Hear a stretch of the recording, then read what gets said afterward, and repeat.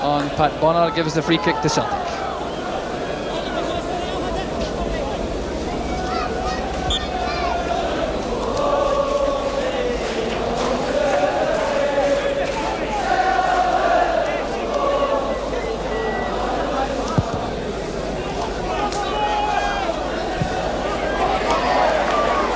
Fine control from Provan. Sullivan racing in front, getting away from Ray. That's a fine cross. Good goalkeeping by MacArthur. Breaking the ball to McLeod. Disaster in defence for Hibs, and Murdo McLeod puts Celtic in front. 13 minutes on the clock. Well, the Hibs defence still feeling the anguish of that situation. It started on the Celtic right. Provan doing well initially, playing it forward to Sullivan. It got past Gordon Ray, sent over a good cross, was punched out by MacArthur. The danger seemed to be over. Just look at that little comedy of errors. McLeod to push the ball calmly into the empty net. The Celtic coming forward again. McGarvey and Nicholas waiting in the middle as Provan makes his way up the right flank. Callaghan almost stops him. There's Roy Aitken in the box. Back to McStay. Tremendous build-up that from Celtic. McStay only a couple of feet out with that effort. But Provan making his way up the right, and just look at the progress Roy Aitken made in a very short space of time to get on the end of that cross. And then the presence of mind to knock it down to McStay, whose shot flew just about a couple of feet wide. And in the Celtic dugout, I think a fair degree of satisfaction about the opening 15 minutes. You can hardly tell that from Billy McNeil's face at the moment. Pensive Hibs manager Pat Stanton on the left, George Stewart, his assistant on the right.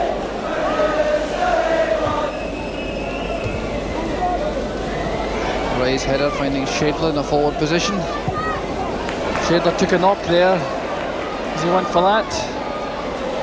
So Shadler is not in position to challenge Davy Provan. There's McStay.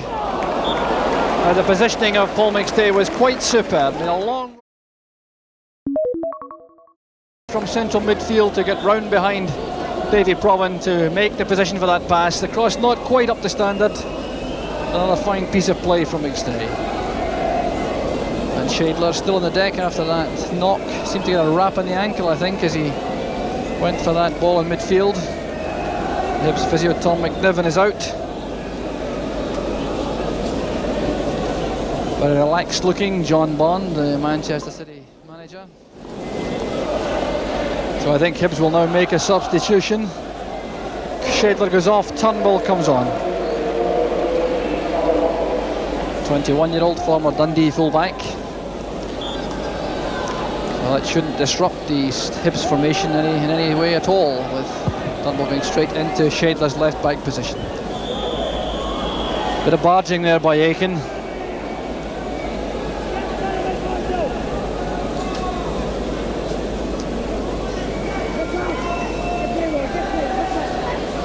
McNamara.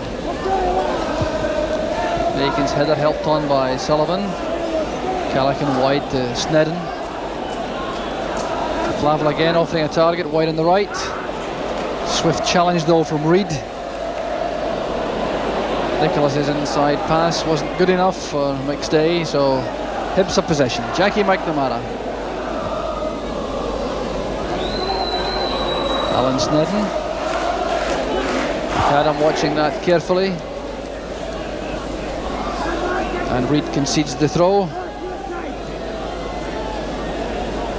So Hibs battling very hard to get back in the match. Really have been second best so far this afternoon. But there's Jimison and Thompson, and they're both offside. Ball in fact kept out very well by Pat Bonner.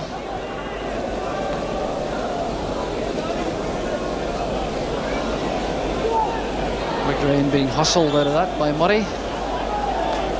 And the referee being advised by the linesman that McGrain was subjected to a spot of elbowing by Gary Murray, so the free kick is now given.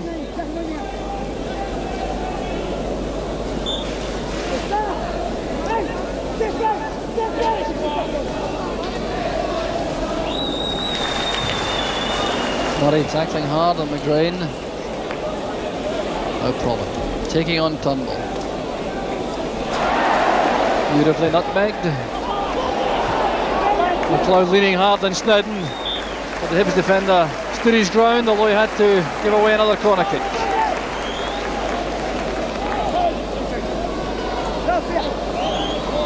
So again, the big Celtic defenders go into the box.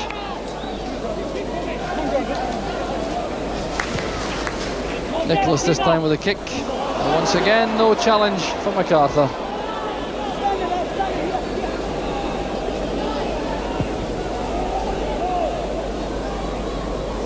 Misjudged by McStay. Jimison running behind him.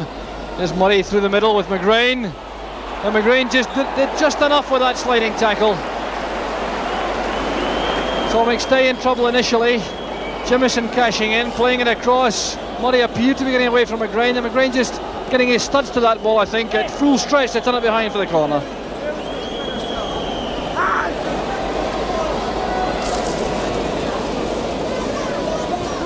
Provan to McGrain. Played forward again by Sullivan for McGrain, and the tackle coming in from Gordon Ray.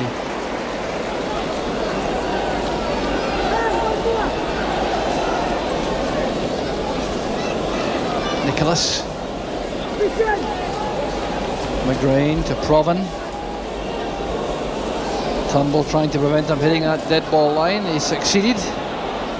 Now Aiken forcing his way to the byline. That's well taken by MacArthur. The ball sticking to him like glue. Thumped across by Aiken.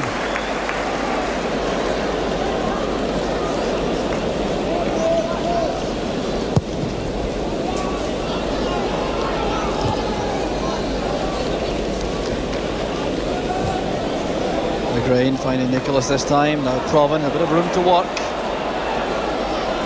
Forward run from Sullivan. Trying to play that into the path of Charlie Nicholas. It's cut out by McNamara. And that was McNamara who overran the pass. All the loose balls still falling to men in green and white hoops. Nicholas seems to ghost past players so easily. Sullivan up in support. Thompson now to Brazil. Gets the break of the ball. Now Jimison. Murray's off on the left. Celtic back in numbers, and the support is very slow in arriving for Hibs.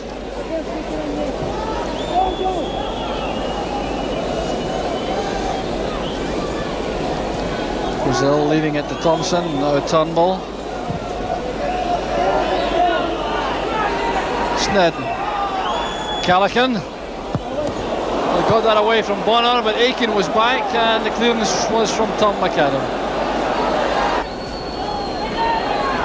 McGarvey allowed to turn, although Hibs are now all back behind the ball as Reid tries to find a gap in front. McLeod to Nicholas. Brazil is the man challenging. Brazil is a man doing very well indeed for Hibs. Here's Murray. Will he take on Aiken on the run? They're all two very powerful runners challenging for that ball, and Gary Murray's unhappy that the decision goes to Celtic.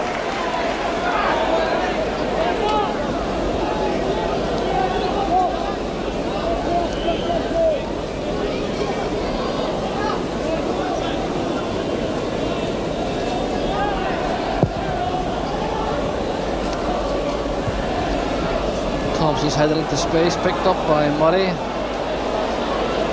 McStay. Reid. It really is very crowded in that midfield area. No room at all. Clavel battling hard, but Reid flights it forward for McGarvey. No question about that free kick. The challenge from Snowden. And McGarvey in no great hurry to get up. Snedden goes back into his defensive position, and McGarvey has in fact recovered enough to continue and take that short free kick. Paul McStay. Well, you seldom see them better than that. Came from the free kick in the left, played in short to McGarvey, laid it in front of Paul McStay, and just look at the power behind that shot. Well, he's just 17 years old, Paul McStay, but he'll not score many goals better than that in what should be a long